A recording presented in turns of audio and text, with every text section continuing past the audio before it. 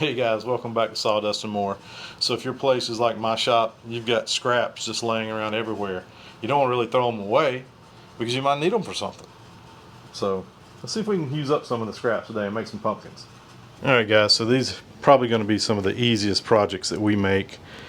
These pumpkins out of scrap wood, throw some 45s on either corner, call it a pumpkin. So I've got some scraps out of my scrap pile, and the good thing about these pumpkins is it doesn't matter what size they are. Well, maybe that one does, but people will buy these pumpkins. We can either use two and make a tall one, or we can cut this one in half and just make one. Let's just cut this one in half and see what it looks like. So this board is 10 inches long. So what we'll do is we'll just cut it down to 5 and make a 5-inch pumpkin.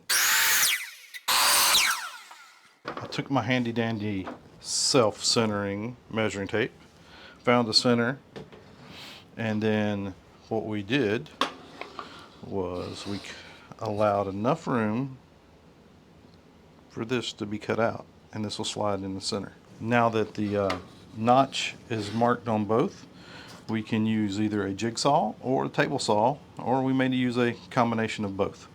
So I ultimately ended up going with the jigsaw because the table saw was cutting a little aggressive on the back cut, and I had to get the jigsaw out anyway to finish up what the table saw left out.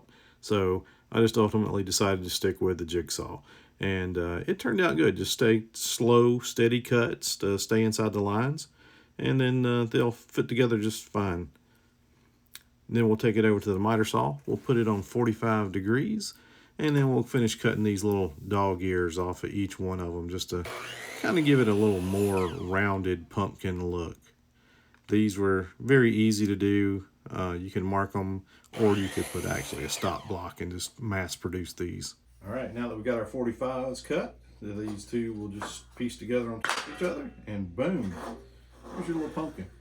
I found this scrap piece of wood laying in the yard. Just be very careful when you're shortening these down for the stems. Okay, so what we're going to do now is we're going to take this 1/4-inch dowel, we're going to drill a hole in the bottom of our stem that we found out in the yard, and then we're going to attach it to our pumpkin.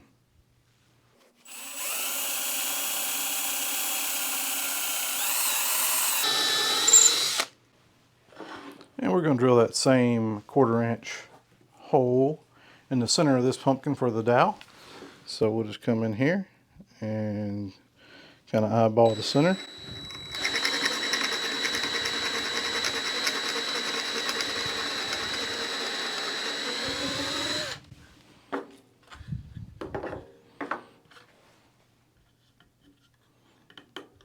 Okay, we'll put us a little wood glue on that, and that should be fine. We got our Type Bond 3 wood glue again, just in case it is put outside. So we'll give her a good healthy squirt here in the hole. Then we'll put some on the dowel.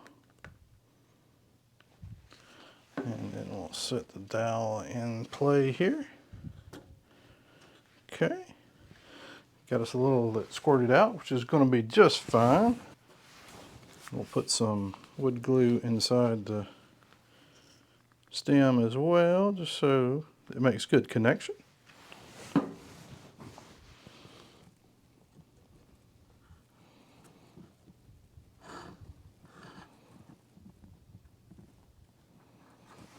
Okay, there you have it. There's our pumpkin. So as you can see, our pumpkin is pretty easy to put together. It's easy to cut out. And you can use this same method with any size wood. Stick around and I'll show you what I mean. So keeping with the scrap thing, I've got some 2x10s that I had left over from another project. So we're going to cut those down, square them off, and see if we can make a larger pumpkin. So cut these into 12-inch strips, and then I just knocked off the rounded edges so everything's nice and square. And then what we'll do is we'll measure the center just like we did on the smaller pumpkins, and we'll cut the notches on these as well. It's the same procedure, just with a bigger board. And just like with the small ones, I used the jigsaw to finish cut the notch. It was easier than using a table saw. Make sure you got everything squared up, and then these should fit together nicely. I sanded it with 60 grit, and then we put them together to see what they look like. So now that they fit together, let's see if we can find a stem. Now, keeping with the idea of using scraps, this limb fell out of one of our trees during the last storm. I believe I can cut a little small chunk out of it and use it as a stem. So the stem turned out way better than I anticipated. So what I'll do next is we'll drill a 3/8 inch hole in the top of the pumpkin, 3/8 hole in the bottom of the stem, and then we'll use a wooden dowel to connect the two together once we get everything all painted up. So this is just a gloss orange that I got from one of the big box stores.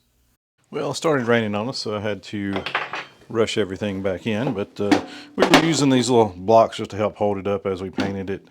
We'll see if we need to spray a little paint in those edges once we get it together here. Yeah, so I see a place I've messed up already. Because of the way I painted it, we've got to go back and paint these now.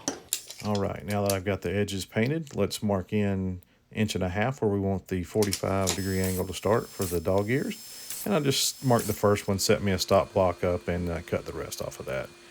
But look, you can see I've got to do a little touch-up paint again. Now with the touch-up paint done, we'll put a little Titebond 3 glue on the top of the pumpkin and also on the stem, and then we'll let her dry overnight and check on it tomorrow. Okay guys, we made pretty much all of this from scraps from either in our shop or out in our yard even. So I think these will actually sell good out at the craft fair, and I'll let you know, and God bless. Stay safe.